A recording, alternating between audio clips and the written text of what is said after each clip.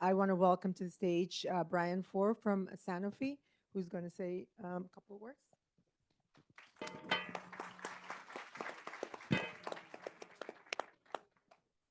First and foremost, thank you so much to each of you. I just walked in and caught the end of that, and I can tell you, I heard some comments. The paralyzing moment that we're in, that was quite an impactful statement. But then to hear the back end of this, it wasn't good before this.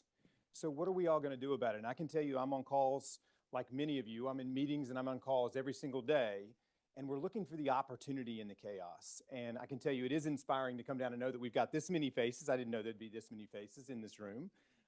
So just a huge thank you. And for those of you that are online as well, a huge thank you, because you're committing your time, which is one of the most valuable resources that we have, your time and your brains. I mean, that is what we need. We need more of that. And the fact that you have so many of you have come together in this moment, when many of you could just say, hey, it's too chaotic, I'm just going to go do something else until this blows over. That time and energy that you're putting into this is extremely appreciated by so many that are not in this room. And so I just want to make sure that you heard that actually from me. As I come down here, I'm inspired. Now I get to go back to a lot more Zooms here in a little bit that will suck the life out of me for the rest of the day. But I will take a little bit of this energy that we've had from the stage and a little bit of the energy from the room for the rest of my day. I wanted to start by saying a huge thank you for being here. We are honored to be a part of this for last year and this year. It's honored for us. Nothing makes me prouder than to see presented by Sanofi, if nothing else, actually to have a space where you can come and have these conversations, have these debates, by the way, also, because I think the health is in a lot of the debates as well, because I don't think that any one of us has the answers to the challenges that we're facing because they are too complex, but the health is in the debate, the value is in the debate, and knowing that we're all doing it for the same reasons. And you're doing it in a place, by the way, that there's probably no better place in the world to do it than here. And I'm not talking about this building, by the way, although I think that. I'm paid to think that. But this location has probably had more impact around the world on creating innovation for patients, transformative therapies for people. But what you're talking about is the most important part. It's that last mile. How do you get that innovation into the hands of patients to transform family members' lives, not just patients' lives, family members' lives, health caregivers' lives?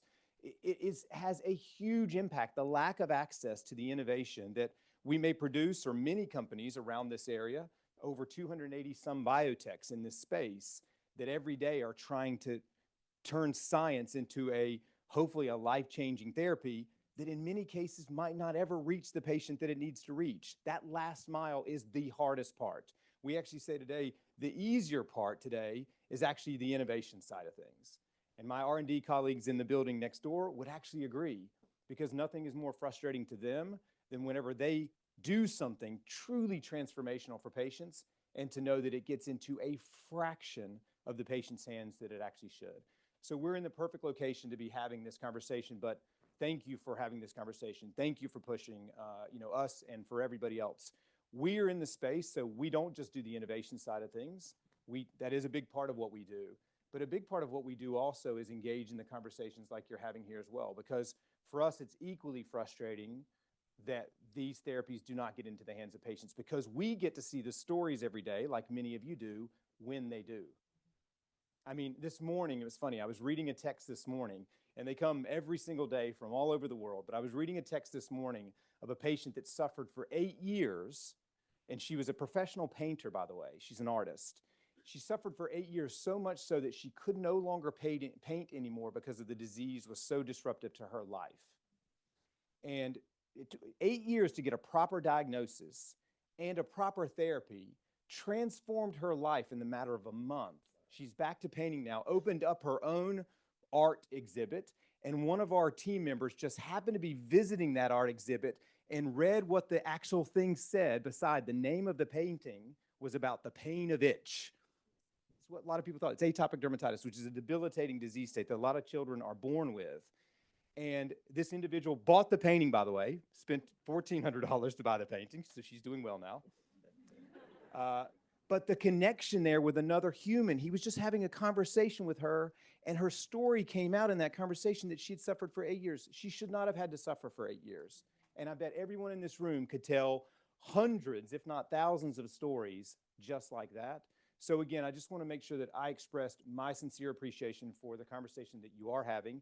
anything that we can do, and this is my ask back to you, is anything that we can do to help. You may not even think of a pharmaceutical company as we commonly get labeled. As we can be helpful in these conversations, ask us. Because I don't think we get challenged enough to be engaged in these conversations. We get put to the side in a lot of conversations, saying, we'll get to you when we need your drug, but we need to be engaged in these conversations as well, because it even starts with the clinical trials. Where are we doing the clinical trials? Which patient population are we doing the clinical trials in? We still have a huge issue with the fact that many of our drugs come out and have not been studied in some of the patient populations that they will actually be used in the future. Now, we are making extremely good headways there because we are now incorporating patients into the design of our trials at the very beginning of things. We've made commitments in reference to ambitions that we have about where we do our trials, patient inclusion in our trials, but this is just scratching the surface. So my call to action to all of you is please keep having these conversations, especially in times like this. Don't ever be discouraged because I think there's a lot of opportunity in moments like this too, because I think you said it extremely well. The system wasn't great before this chaos. The question is, will it be better after this chaos? In the moment, it doesn't feel like it, but I think chaos also creates opportunities as long as smart, brilliant, passionate, committed individuals like you all come together and have the difficult conversations and challenge those of you, challenge all of us as well, because we're in it with you. So a huge, huge, huge thank you. I stand in between you and lunch, which is a really difficult spot to stand in between. So I want to thank you again for being here. Thank you for including us actually in the conversations as well. Thank you for the panelists, and please have an amazing rest of your meeting here. Thank you.